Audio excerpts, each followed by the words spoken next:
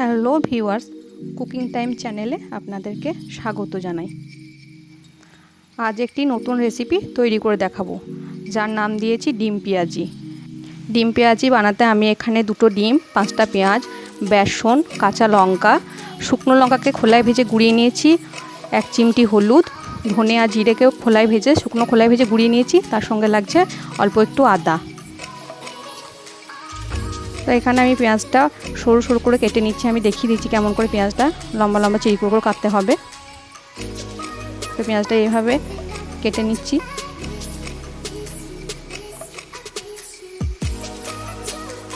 এখানে পেঁয়াজগুলো কাটা হয়ে গেছে। আমি ডিমটাকে 2 ভাগ করে কেটে তারপর আবার একটা সরু সরু করে চিড়ি বের করে নিচ্ছি। এখানে আমি অর্ধেকটা ডিম রেখে দেবো, পরে এটা গ্রেড করে দেবো।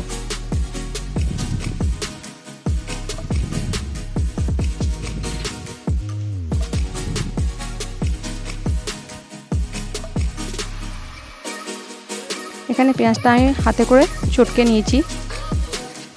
চটকে দেওয়ার পর কাঁচা লঙ্কা আমি কুচি কুচি করে কেটে আমি এখানে দিয়ে দিচ্ছি। আমি কাঁচা লঙ্কাটা এখানে অল্প করেই দিচ্ছি, কারণ শুকনো লঙ্কাটা ব্যবহার করব, যার জন্য কাঁচা লঙ্কাটাকে অল্প করেই দিচ্ছি। তারপর আদাটাকে গ্রেড করে নিচ্ছি।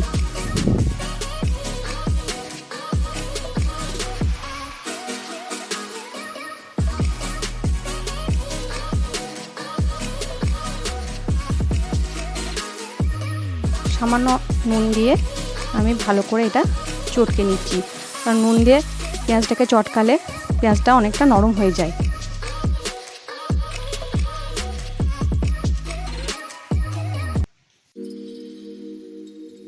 এখানে চটকাতেই পেঁয়াজটা অনেকটা নরম হয়ে গেছে আর পানি বেরোতে শুরু করে দিয়েছে। এরপর শুকনো মশলা যেগুলো ছিল সেগুলো দিয়ে দিচ্ছি। এই মশলাগুলো দিয়ে আবারও ভালো করে মাখিয়ে নিই।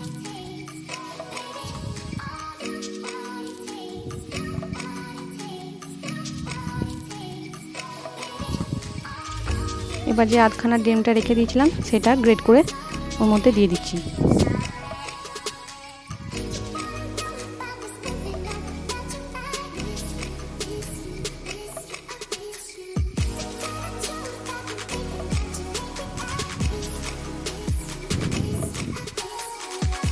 গ্রেট করা ডিমটা দিয়ে ভালো করে মাখিয়ে নিলাম।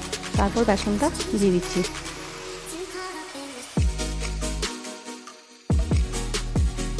এখানে বেসনটা দিয়ে মেখে নেওয়ার পর আমি এর মধ্যে 1 চামচ চালের গুঁড়ো দিচ্ছি। চালের গুঁড়ো দিলে এই পেঁয়াজিটা খেতে খুব মুচমুচে হয়।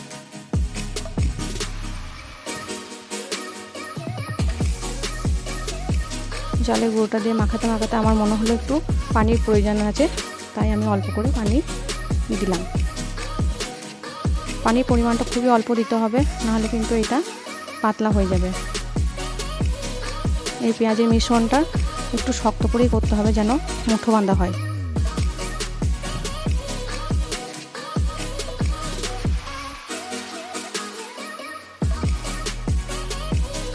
তো আমি হাতের মধ্যে পেঁয়াজের মিশ্রণটা নিয়ে নিচ্ছি, চারদিক সমান করে নিচ্ছি। তার উপর আমি এই কাটা ডিমটা বসিয়ে আবারও পেঁয়াজের মিশ্রণ দিয়ে পুর করে নিলাম। আমি এইভাবে সবগুলোকে এইভাবে পাকিয়ে নিচ্ছি। তো আমার এখানে পেঁয়াজের মিশ্রণ আর নেই বলে আমার 1 চিড়ি ডিম বেড়ে গেছে। তো এটা আমি রেখে দিচ্ছি, অন্য কিছুতে দিয়ে দেওয়া হবে। কড়াইতে তেল দিয়ে দিলাম ছাকার জন্য। তারপর আস্তে আস্তে এই ডিমের পেঁয়াজিটা আমি দিয়ে দিলাম।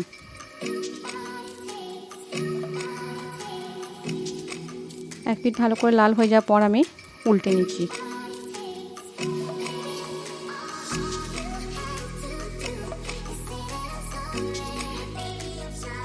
তো গ্যাসের আর এক সাইডে আমি চা বসিয়ে দিয়েছি, আর এদিকে ডিমের পেঁয়াজিটাও ভাজা হচ্ছে। ডিমের পেঁয়াজিগুলোকে ভালো করে লাল লাল করে ভেজে নিতে হবে।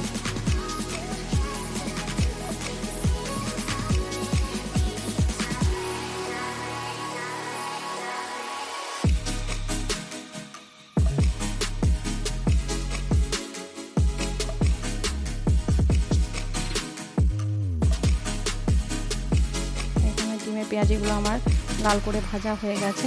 তারপর আমি এগুলো তেল থেকে তুলে নিচ্ছি।